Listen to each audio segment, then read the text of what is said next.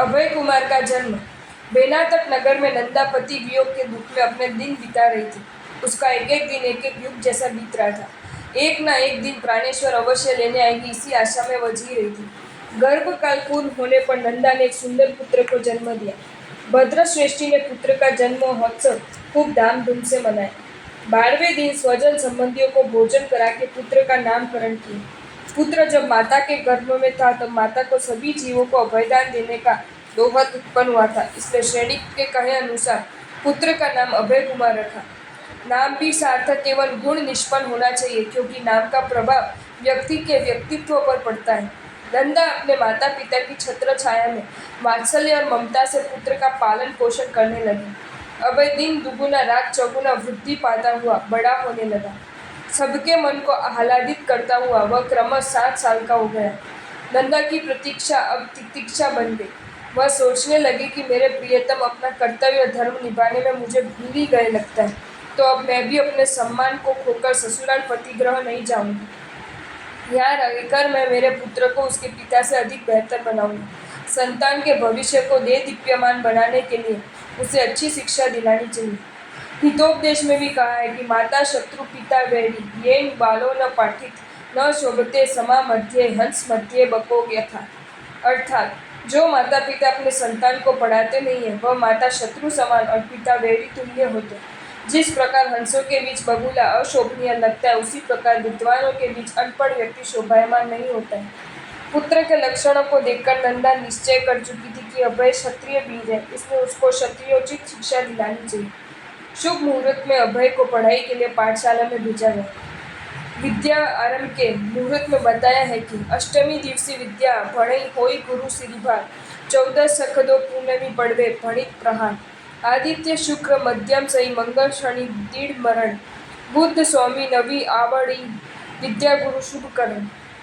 अर्थात अष्टमी के दिन विद्या अभ्यास शुरू करने से विद्यादाता गुरु के सिर पर भार रहता है। दोनों 14 तथा पूनम अमावस्या और एकम के दिन विद्या अभ्यास शुरू करने से प्रहार का भय हो रहता है। दिन में रविवार और शुक्रवार मध्यम है। मंगलवार और शनिवार के दिन विद्या पढ़ने से नाश होता है। बुधवार और सोमवार के दिन पढ़ने से विद्या आती नहीं है। गुरुवार के दिन विद्या पढ़ना शुभ है। ज्ञान प्राप्ति के लिए कौन अयोग्य होता है, ये बताते हुए कहा है कि जो मंद बुद्धि वाला हो, आलसी हो, ऐशो आराम प्रिय हो, कामुक हो, अति निंद्रा वाला हो, रोगी हो, ऐसा व्यक्ति विद्या प्राप्त नहीं कर सकता है। विद्या प्राप्त करने के लिए सुयोग्य कौन होता है, इस बात को स्पष्ट करते हुए कहा है कि विनयकारी बुद्धि वाला हो, उद्यमशील हो, शास्त्र का अनुरागी हो, निरोगी हो, जहाँ पुस्तक की प्राप्ति सुलभ हो, शांत नीरव स्थान में निवास हो, विद्याचार्य या उत्तम गुरु का सानिध्य हो, निश्चल हृदय वाला हो, भोजन की सुचारू सुविधा हो, वह ज्ञान प्राप्ति के लिए सुयोग्य है। अभय विलक्षण बुद्धि प्रतिभा का धनी था। अल्प समय में उसने राजनीति, अर्थनीति, धर्मनीति, शस्त्र अस्त्र विद्या, साम दाम दंड भेद रूप चारों नीति आदि अनेक विद्याएं प्राप्त कर ली। उसके बुद्धि चातुर्य असाधारण मेधाशक्ति एवं अद्भुत रूप से सभी आश्चर्यमुग्ध हो जाते थे। अभय जब समय वयस्क बालकों के साथ खेलता था तब भी बाल मित्र उससे दबे रहते थे। खेल में हारने पर बाल मित्र हतप्रभ हो जाते थे। उसको पराजित करने की क्षमता किसी में नहीं थी। एक बार खेल में अभय विजयी हुआ तब पराजित बाल मित्र बदला लेने की भावना से उसे कहने लगे कि तुम सभी बात में निपुण हो, किंतु तेरे सिर पर पिताहीन का लांछन लगा हुआ है, तुम्हारा कोई पिता नहीं है। अभय बोला, मेरे पिता तो भद्रश्रेष्ठी है, फिर मैं पिताहीन कैसे? मेरी हर उम्मीद वे पूरी करते हैं। ये सुनकर सभी बालक खिलखिलाकर हंसने लगे और कहने लगे कि वे तो तुम्हारी माँ के पिताजी, तुम्हारे तो वह नाना सा लगते हैं। बाल मित्रों के वचन अभय के दिल में तीर की भांति चुभ गए। वह खेल छोड़कर माँ के पास गए। उसका मुरझाया हुआ रेश युक्त चेहरा देखी नंदा घबराई कि मेरे लाल को क्या हुआ। अभय गंभीर मुद्रा में कहने लगा, माँ मुझे जल्दी बता, मेरे पिता कौन है? नंदा आश्चर्य के साथ बोली, बेटा आज अचानक ऐसा प्रश्न क्यों करते हो, क्या बात है? अभय ने कहा कि आज मुझे मेरे मित्रों के सामने लज्जित होना पड़ा। मित्रों ने मुझे कहा कि तुम पिताहीन हो, इसलिए मुझे बताओ कि मेरे पिता कौन है, कहाँ गए? ये सुनते ही नंदा की आंखों में आंसू की झड़ी बरसने लगी। बेटा ये बात मैं समय आने पर बताऊंगा, आज तू हट छोड़ दे। जगत में 4 प्रकार की हट छुड़ाना मुश्किल है, बाल हट, स्त्री हट, राजहट और योगी हट। नंदा का दिल मचल रहा था और अभय बाल हट लेकर बैठा था। पति विरह के दुख की बाढ़ में उसका धीरज का बांध टूट गया। वह फूट फूट कर रोने लगी। तब अभय माँ से पूछता है कि क्या तुम मेरे पिता का नाम पता नहीं जानती हो? तुम मुझे इसे क्यों छिपा रही हो? नंदा का हृदय दुख से भर गया। वह मन ही मन अपने प्रिय पति को उल्हाना देने लगी कि प्रियतम, आपका स्नेह मुझे क्षण क्षण सता रहा है। आपका दिल कोमल होते हुए भी क्या आज श्री राम की तरह कठोर हो गया? आपके वियोग में दिन तो जैसे तैसे बिताती हूँ, मगर रात बेरहम हो जाती है। कहा भी है कि रागी और रोगी दोनों की निंद्रा जाए नासी। आप यहाँ से गए उस दिन से आज तक अपने एक भी संदेश नहीं भेजा। मेरी तो नहीं, परंतु पुत्र को भी आपको याद नहीं आती। आप इतने निष्ठुर कैसे हो गए? इस प्रकार रुदन करती हुई अभय को कहती है कि बेटा, यहाँ एक परदेसी आया था, मेरे साथ शादी करके थोड़ा समय यहाँ रहा।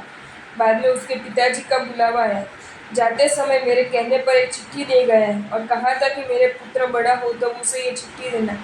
अभय ने चिट्ठी पढ़ी। इसमें लिखा था कि मैं राजगढ़ी नगरी का गोपाल हूँ। नगरी के मध्य में मेरा धवल मकान है। ये पढ़कर अभय खुशी से उछल पड़ा और बोला, मेरे पिता तो राजगृही नगरी के राजा है। नंदा विस्मित होकर पूछने लगी कि तुझे कैसे पता चला?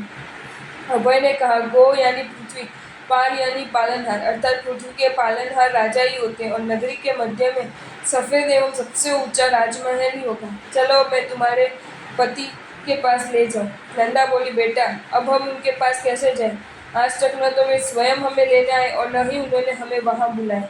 मैं अपना स्वमान खोकर वहां कैसे जाऊं? अभय ने माँ को समझाते हुए कहा कि मेरे पिता ने आए तो क्या हुआ? कभी कभी मानवीय परिस्थितियों से विवश हो जाता है, वह चाहते हुए भी नहीं आ पाता है। नंदा के स्त्री सम्मान को ठेस लगती है। वह सोचती है कि मैं अपना आत्मगौरव खोकर बिना बुलाए वहां कैसे जाऊं। नंदा की दुविधा को दूर करते हुए अभय ने कहा, माँ, मेरे पर विश्वास रखो, हम यहाँ से सीधे राजगृही नगरी में नहीं जाएंगे।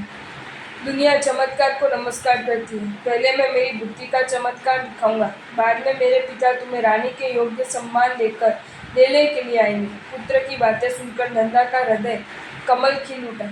उसे विश्वास हो गया कि मेरा पुत्र उसके पिता से 100 गुना बुद्धिमान है। वह मेरे दुख को अवश्य दूर करेगा। ऐसा सोचकर उसने राजगृह जाने का पक्का निश्चय कर लिया। नंदा ने अपनी माता पिता के पास पतिगृह जाने की ऐसा सोचकर उसने राजगृह जाने का पक्का निश्चय कर लिया। नंदा ने अपने माता पिता के पास पतिगृह जाने की बात रखी और अनुमति मांगी। कन्या विदाई की बात सुनते ही माता पिता का हृदय कांपने लगता है, परंतु परिस्थिति को समझकर श्रेष्ठी ने कहा, एक और तेरी विदाई का दुख है और दूसरी ओर तेरे सुख का विचार है। अभय साहसिक एवं बुद्धिमान है, वो ही तेरे दुख के बदले बादल हटाकर सुख का सूर्य उदित करेगा। ये निशंक है, इसलिए मैं दिल पर पत्थर रखते हुए तुम्हें जाने के लिए अनुमति देता हूँ। भद्र श्रेष्ठी ने नंदा और अभय को रथ में बिठाकर विदाई दी। साथ में थोड़े अंगरक्षकों को भी भेजा। क्रमश आगे बढ़ते हुए माता और पुत्र राजगृह नगरी के निकटवर्ती नंदी ग्राम में पहुंचे। आपको ये वीडियो अच्छा लगा हो तो इसे लाइक करें और शेयर करें और ऐसे ही नए नए वीडियोज़ देखने के लिए सब्सक्राइब करें हमारी channel Jain facts and stories को।